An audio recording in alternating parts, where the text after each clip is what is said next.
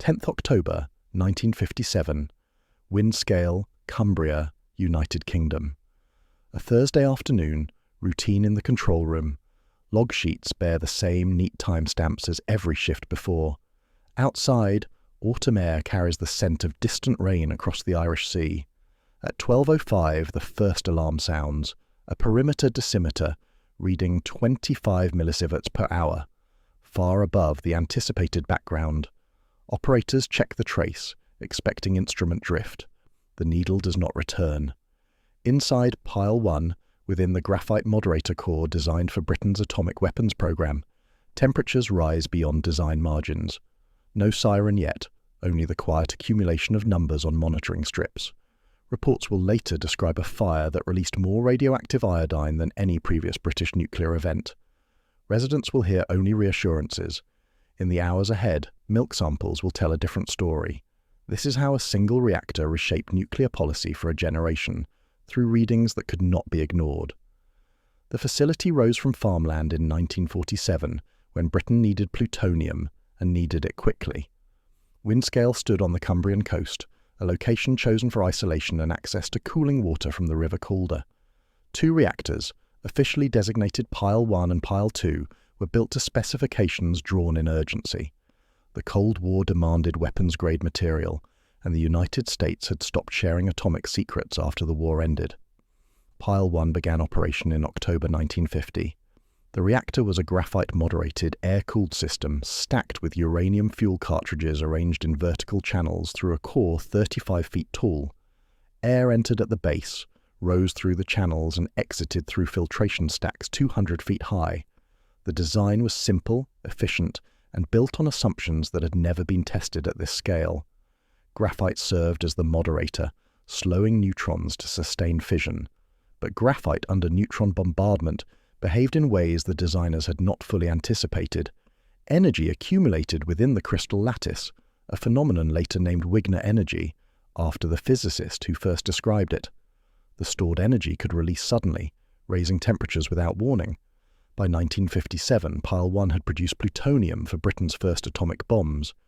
The reactor operated continuously, with fuel cartridges pushed through the channels and discharged into cooling ponds.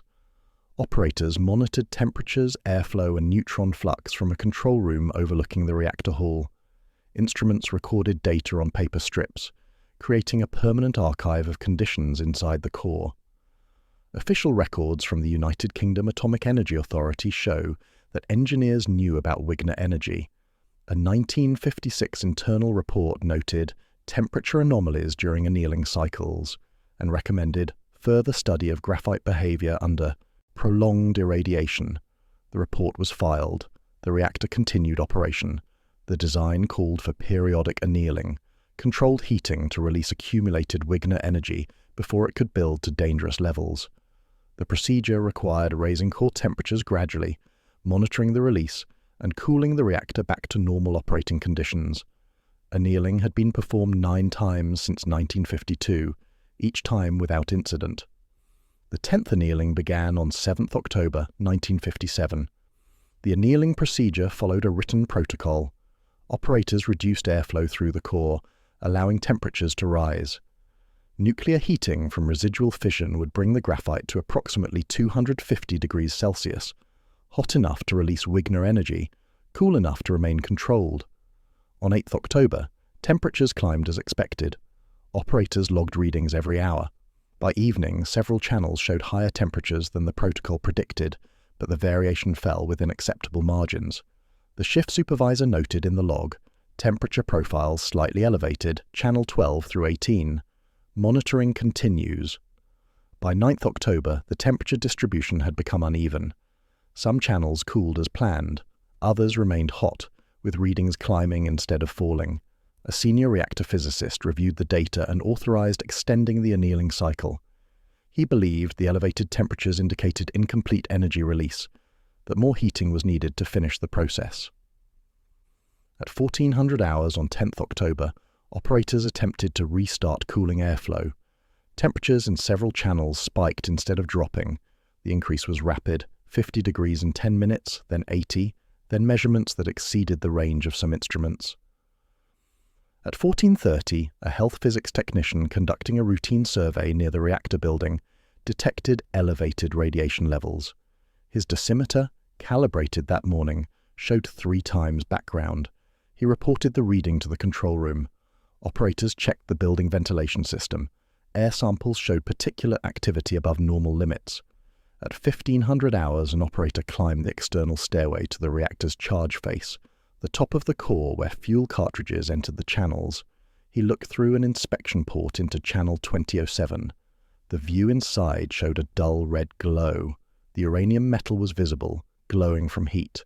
He returned to the control room and reported what he had seen. The superintendent arrived within minutes. He ordered a survey of all accessible inspection ports. By 1545, 4 channels showed visible incandescence. Radiation monitors near the discharge face, where spent fuel exited the channels, recorded dose rates of 15 millisieverts per hour. The graphite was burning.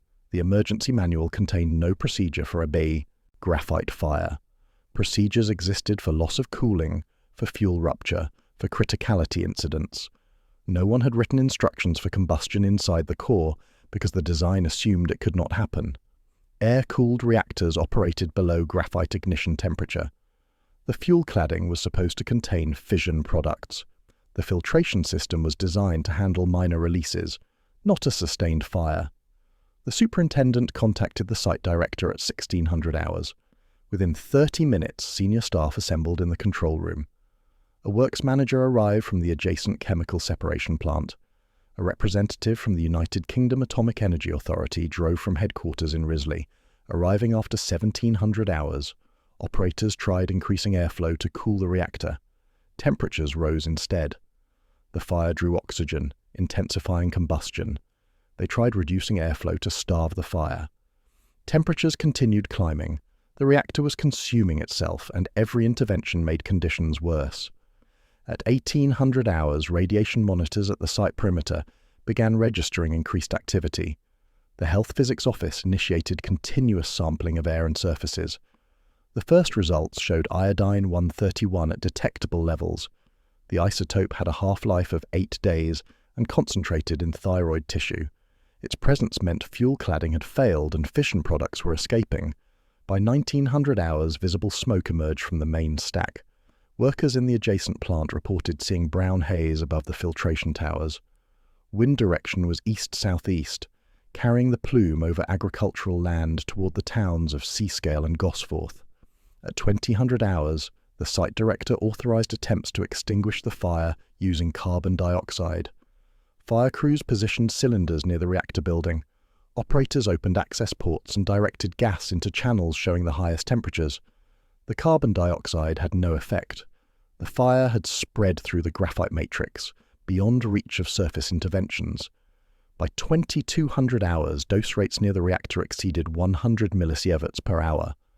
Operators worked in rotating shifts, limiting exposure time. The control room remained occupied, but access to the reactor hall was restricted to essential personnel only. The fire burned through the night. Dawn brought no improvement. Radiation readings at the site boundary exceeded 50 millisieverts per hour, values that would deliver an annual occupational dose limit in 20 hours of exposure. The Health Physics Office established a continuous monitoring program, with technicians collecting air samples every 2 hours and measuring deposition on grass, soil, and building surfaces. At 0800 hours, a team from the Atomic Energy Research Establishment at Harwell arrived with portable gamma spectrometers. Their first measurements confirmed iodine-131 as the dominant isotope in the plume, along with smaller quantities of cesium-137, strontium-90, and tellurium-132. The isotope ratios indicated sustained fuel damage across multiple channels. Inside the reactor, approximately 11 tons of uranium remained in the core. Engineering calculations suggested that 8 to 10 channels had suffered complete fuel failure. The graphite fire had raised temperatures above 900 degrees Celsius, hot enough to oxidize uranium metal and vaporize volatile fission products. The filtration system captured large particles but allowed gaseous iodine to pass through. At 1000 hours, operators attempted a final cooling strategy. Fire crews brought hoses to the reactor building and prepared to inject water directly into the core. The decision carried risk. Water and hot graphite could produce hydrogen gas, creating an explosion hazard. Water on molten uranium could generate steam, spreading contamination. But every other method had failed, and the fire was still growing. At 11:30, water entered channel 2007. The effect was immediate. Steam burst from adjacent channels carrying particulate material. Radiation alarms sounded throughout the building. Operators evacuated temporarily, waiting for levels to drop. When they returned, temperature readings in the wetted channels had begun to fall. Over the next 4 hours, crews directed water into 12 channels. Temperatures declined slowly, zone by zone. By 1600 hours on 11th October, the fire was contained. By midnight, all channels showed temperatures below 300 degrees. The reactor was dying, but the release had already occurred. Monitoring data from 11th October showed peak iodine-131 concentrations of 18,000 becquerels per cubic meter at the site boundary, 1,000 times higher than pre-accident levels. The Ministry of Agriculture, Fisheries and Food dispatched survey teams on 11th October. Their priority was milk. Iodine-131 concentrated in cow's milk after cattle consumed contaminated grass. Children who drank the milk would accumulate iodine in their thyroid glands, receiving internal doses far exceeding external exposure from the plume. Teams collected samples from farms within 30 miles of Windscale. Results appeared within hours, analysed using gamma spectrometry at emergency laboratories. The numbers were unambiguous. Milk from Seascale, 2 miles southeast of the plant, contained 30,000 becquerels per litre. The recommended limit for public consumption was 1,000 becquerels per litre. Samples from Gosforth, Egremont and surrounding communities showed similar contamination. On 12th October, the government prohibited milk sales from a 200 square mile area surrounding the plant. Collection trucks visited every farm, purchasing milk that was then disposed into the Irish Sea, or buried. The ban remained in effect for 6 weeks, until iodine levels decayed below intervention thresholds. The restriction affected 400 farms and 250 dairies. Compensation payments totaled £57,000, equivalent to approximately £1.5 million in 2025 currency. For many farmers, the payment covered lost income. For others, it confirmed what radiation monitors had shown. Their land had been touched by something invisible and persistent. Environmental surveys documented deposition patterns across Cumbria and neighbouring counties. Iodine-131 appeared in grass samples at distances exceeding 200 miles from Windscale.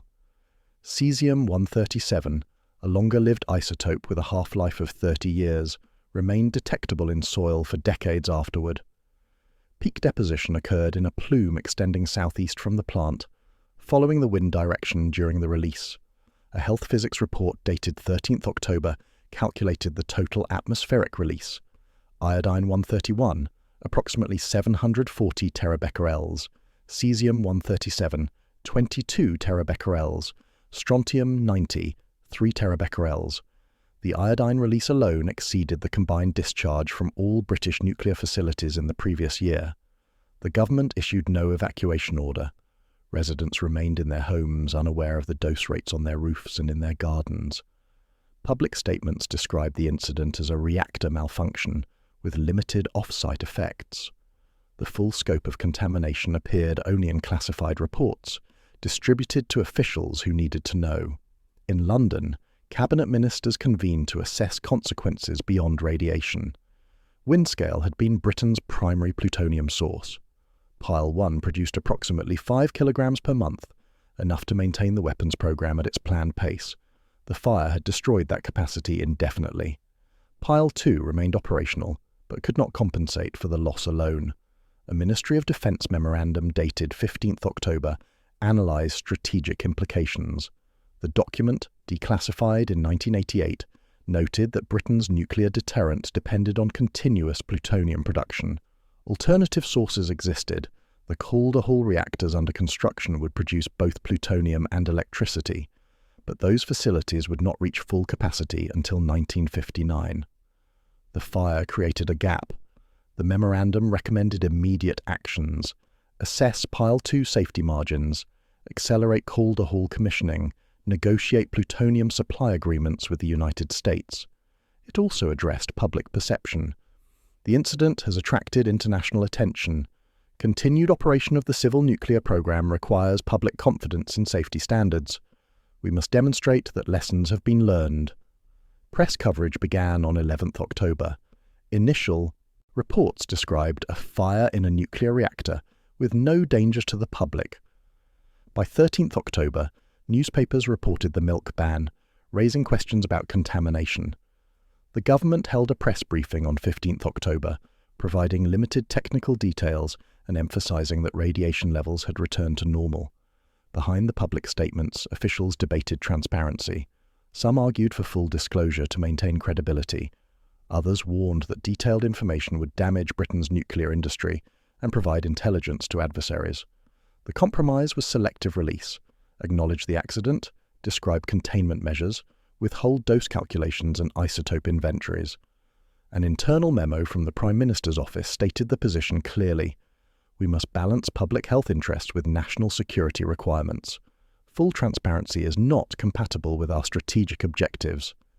The decision shaped how Windscale was remembered. For decades, the incident remained classified as a minor accident, a fire that was quickly controlled with minimal consequences. Only after records were declassified did the full scale become clear. Radiation releases exceeding any previous British nuclear event, contamination affecting hundreds of square miles, and doses to workers and residents that were underestimated for years. 35 workers received measurable radiation doses during the fire and its suppression. 14 exceeded the annual occupational limit of 50 millisieverts. 5 received doses above 100 millisieverts, levels associated with increased cancer risk in epidemiological studies conducted decades later. The highest exposure went to operators who entered the reactor hall to direct water into the burning channels. Film badges worn during those entries showed doses between 80 and 140 millisieverts for 4-hour shifts. Actual doses were likely higher. The badges saturated in high-intensity fields, and neutron exposure was not fully recorded by the technology available in 1957. A health physics report compiled in November documented all exposures. The report noted that protective equipment was limited to standard overalls and respirators, and that dose rates in the reactor hall exceeded monitoring capabilities during peak firefighting activities. Recommendations included improved dosimetry, better respiratory protection, and clearer exposure limits for emergency work. Medical monitoring of exposed workers continued for decades. A follow-up study published in 1983 examined cancer mortality among Windscale employees present during October 1957. The study found elevated rates of leukemia and thyroid cancer compared to the general population, though the statistical significance was limited by small sample size. A 1995 extension of the study confirmed the trend, noting that elevated cancer rates persist among workers with documented exposures above 100 millisieverts. For residents near the plant, dose assessment was more complex. External exposure from the plume was relatively low, measured in single-digit millisieverts for most locations. Internal exposure from iodine-131 in milk contributed larger doses, particularly to children. Government calculations in November estimated thyroid doses ranging from 10 to 200 millisieverts for the most exposed individuals. A 1983 reanalysis using improved dosimetry models revised those estimates upward. Peak thyroid doses for children in C-scale may have reached 300 millisieverts, enough to increase thyroid cancer risk by approximately 10% above baseline. Epidemiological studies of the exposed population showed modest increases in thyroid disease, though attributing individual cases to Windscale remained statistically uncertain. The numbers defined consequences in abstract terms. Behind each measurement stood a person whose life intersected with the reactor's failure. News of Windscale reached nuclear facilities worldwide. In the United States, operators of graphite-moderated reactors reviewed their annealing procedures. In France, designers working on the G1 reactor added instrumentation to detect early signs of Wigner energy release. In the Soviet Union, engineers at the Mayak Production Association examined their own graphite cores, looking for parallels.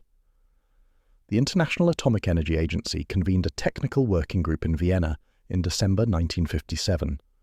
Participants reviewed preliminary reports from Windscale and discussed implications for reactor safety. A summary published in January 1958 noted that graphite fires represent a previously underappreciated hazard in air-cooled reactor designs, and recommended enhanced monitoring of core temperatures during annealing operations. The working group's report became a reference for reactor designers. It emphasized that Wigner energy accumulation was predictable but required careful management. It recommended continuous temperature monitoring, conservative annealing schedules, and emergency procedures specifically addressing graphite combustion. The recommendations influenced reactor designs worldwide, particularly for gas-cooled reactors then under development in Britain and France. Britain's immediate response was institutional. The United Kingdom Atomic Energy Authority established an independent safety review committee in November 1957. The committee's mandate was to examine all operating reactors and identify design or procedural weaknesses that could lead to similar accidents. Their first report, issued in March 1958, identified 37 items requiring corrective action across Britain's nuclear facilities. In 1959, Parliament passed the Nuclear Installations Act, creating the Nuclear Installations Inspectorate, an independent regulatory body with authority to license and inspect nuclear facilities. The legislation marked a shift from industry self-regulation to government oversight. The inspectorate's first director was a former Windscale engineer who had witnessed the fire firsthand. The changes came incrementally. Windscale's influence appeared in reactor designs, in safety procedures, in training programs. Operators learned about graphite behavior, not from textbooks, but from what had happened on that October afternoon when temperatures escaped control. Engineers incorporated lessons into new facilities under construction. Regulators wrote requirements based on documented failures. The fire became a teaching case, an example of how assumptions fail when tested by reality. The lessons were not abstract. They were written in millisieverts and becquerels and tons of contaminated milk. The survey teams completed their mapping in December 1957. The results showed contamination extending across 12 counties, from Cumbria southeast through Lancashire, Yorkshire, and into the Midlands. Peak deposition occurred within 10 miles of Windscale, where cesium-137 activity in soil exceeded 10 kilobecquerels per square metre. At greater distances, deposition dropped to hundreds or tens of becquerels per square metre, detectable but low compared to natural background radiation. The map became a classification issue. Publishing it would reveal the extent of the release and potentially cause public alarm. Withholding it would prevent landowners from knowing their exposure. The government chose limited distribution. Copies went to county health officers and agricultural officials, with instructions to use the information for monitoring, but not for public release. Decades later, after declassification, researchers used the map to estimate population doses. A 1992 study combined deposition data with population density and food consumption patterns to calculate collective dose. The result, approximately 2,000 person-sieverts to the British population. Using standard risk coefficients, that collective dose translated to an estimated 100 additional cancer deaths over the following decades, deaths that could not be identified individually but appeared as a statistical increase in the population. The calculation carried uncertainty. Risk coefficients were derived from atomic bomb survivors, not from low-level chronic exposure. Individual susceptibility varied. Some cancers appeared decades after exposure, making attribution uncertain. But the number, 100 deaths, entered the literature as Windscale's health cost, 13,000 becquerels. That was the iodine-131 activity in a single litre of milk from Seascale on 12th October. A child drinking half a litre would receive an internal dose of approximately 30 millisieverts to the thyroid. The milk ban prevented most of that exposure, but some contaminated milk reached consumers before the ban took effect. How many children drank it? Records were incomplete. Estimates ranged from dozens to hundreds. Years later, a woman from Seascale wrote to a newspaper about her childhood during the fire. She remembered milk deliveries stopping, remembered adults speaking in low voices, remembered not understanding why. She developed thyroid cancer at age 42, Was it related? She believed so. Medical science could not prove it, but could not rule it out. The decision to shut down Pile 1 permanently came at 3 in the morning on 14th October. The site director, after consulting with headquarters, signed the authorization. The reactor had operated for 7 years. It would never operate again. Pile 1's shutdown left Britain with reduced plutonium production capacity. Pile 2 continued operation, but under new restrictions. Annealing procedures were revised to include continuous monitoring and slower temperature ramps. Maximum operating power was reduced by 15% to limit Wigner energy accumulation. Additional instrumentation was installed to detect early signs of abnormal heating. The changes reduced plutonium output by approximately 30%. To compensate, the government accelerated construction of new reactors at Calder Hall and Chapel Cross. These facilities used different designs, gas-cooled, graphite-moderated, but with forced circulation and better temperature control. The first Calder Hall reactor achieved criticality in May 1956, but had not yet reached full power for plutonium production. The Windscale fire prompted an urgent commissioning schedule. By mid-1959, Britain's plutonium production had returned to pre-fire levels. The strategic gap lasted approximately 18 months, a period during which weapons production slowed and stockpile expansion paused. Classified documents later revealed that the gap prompted negotiations with the United States for emergency plutonium supplies, though no transfer occurred. Pile 1 remained sealed for decades. The damaged core was too radioactive for immediate dismantlement. A containment structure was built around the reactor, isolating it from the environment. Monitoring wells tracked groundwater contamination. Ventilation systems maintained negative pressure to prevent airborne releases. The reactor became a monument to its own failure, a structure that would require management for generations. In 1996, decommissioning began. Remote-handled equipment removed fuel channels. The graphite core was extracted in sections and packaged in shielded containers. The work proceeded slowly, limited by dose rates that exceeded 100 millisieverts per hour near the most contaminated sections. Full decommissioning was projected to continue until approximately 2040. The cost exceeded £2 billion.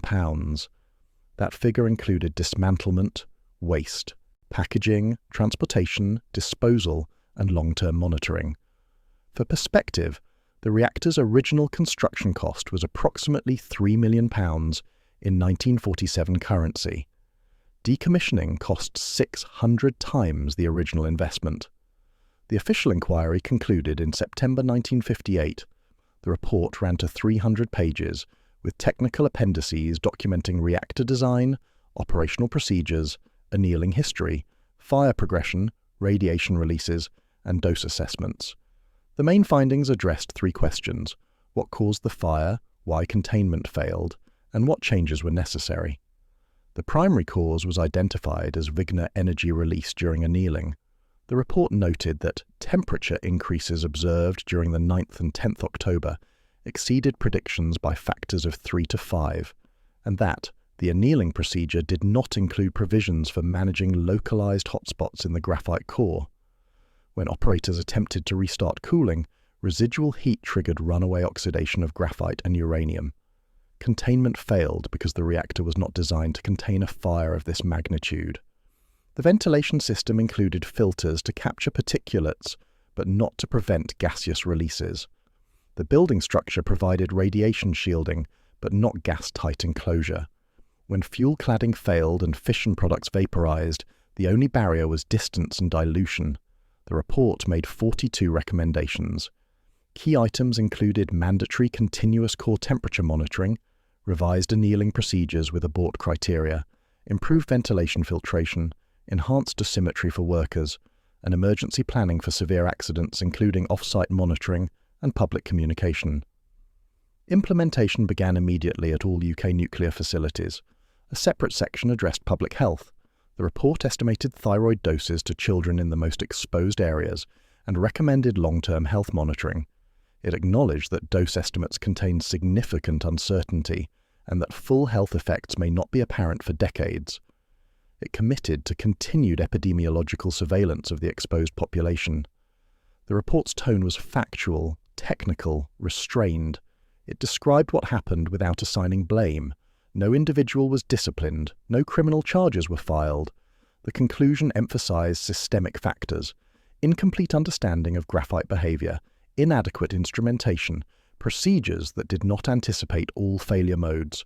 The fire resulted from design decisions made years earlier, when less was known. Responsibility was institutional, not personal. Critics later argued the report minimized radiation releases and understated health risks. Defenders maintained it represented the best available knowledge in 1958. Both perspectives contained truth. The report was accurate given contemporary understanding, but incomplete by later standards. Windscale became Sellafield. The site expanded across decades, adding reactors, reprocessing plants, waste storage facilities. Pile 1's ruins stood among newer structures, a reminder visible from the administration building windows. Tours occasionally brought visitors past the sealed containment, though access remained restricted due to residual contamination. In 2007, Sellafield Limited published a comprehensive decommissioning plan covering all legacy facilities. Pile 1 was designated Priority 1, high hazard, requiring early action.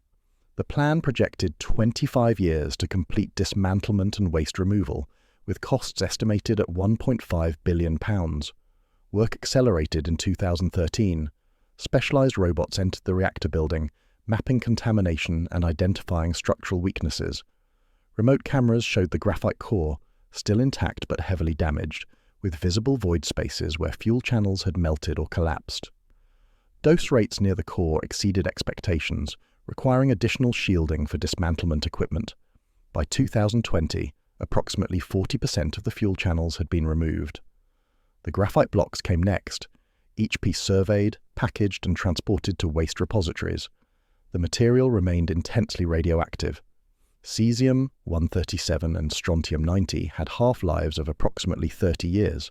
By 2020, multiple half-lives had passed, but activity remained significant. The waste filled specialized containers designed to isolate radioactive material for centuries. Each container held approximately 1 cubic meter of graphite or metal debris. The containers were stacked in interim storage facilities at Sellafield, awaiting transfer to a permanent geological disposal facility, a facility that, as of 2025, remained under development. Pile 1's cleanup joined a global queue of nuclear legacy sites: Hanford in the United States, Mayak in Russia, Marcoule in France. Facilities built in urgency, operated for decades, now requiring generations to dismantle. The common pattern was construction in years, operation in decades, decommissioning in centuries. The costs exceeded original construction by orders of magnitude. The technical challenges multiplied with time as materials decayed, structures weakened, and documentation disappeared. Windscale's legacy was both specific and general. Specific in its technical details, the isotopes released, the doses received. General in what it revealed about nuclear technology's temporal scale, how decisions made in 1947 created work for engineers in 2040. The plaque is bronze, mounted on a stone base near the visitor center entrance. The inscription reads, "In memory of those who worked at Windscale during the October 1957 fire. Their dedication in difficult circumstances protected the public and advanced nuclear safety worldwide. No names appear. Some workers are deceased, others preferred privacy. The plaque honors collectively, acknowledging sacrifice without detail. Visitors read it without knowing the specifics: the dose rates in the reactor hall, the decisions made in minutes, the contamination that touched farms and families. Windscale taught lessons through consequences. It showed that graphite reactors required understanding beyond initial design assumptions. It demonstrated that annealing procedures must account for non-uniform energy distribution. It proved that containment systems must address worst-case scenarios, not just normal operations. It revealed that emergency planning must extend beyond facility boundaries to include public health response. Those lessons entered reactor designs, safety standards, regulatory frameworks. Modern reactors include multiple temperature sensors throughout the core, continuous monitoring of off-gas systems, and filtered ventilation with backup power. Annealing procedures, where still used, incorporate conservative margins and automatic shutdown criteria. Emergency plans include off-site dose projection models and pre-staged public protection equipment. The changes were incremental and international. No single reform erased the risk that Windscale revealed. Instead, layer upon layer of procedure and technology reduced probability and consequence. Accidents still occurred. 3 Mile Island in 1979, Chernobyl in 1986, Fukushima in 2011, but each incorporated previous lessons. Windscale contributed to that accumulated knowledge. The fire's footprint remains in Cumbrian soil. Cesium-137 persists at detectable levels in some locations, declining slowly according to its 30-year half-life. By 2050, approximately 3 half-lives after the release, activity will have decreased by nearly 90%. By 2150, it will approach background. The land will recover on a timescale measured in human lifetimes. The record persists longer. Archives hold the monitoring data, the dose calculations, the lessons extracted from failure. The documents ensure that what happened on 10 October 1957 will inform decisions made by engineers and regulators who inherit nuclear technology's consequences. Memory, when preserved accurately, becomes protection.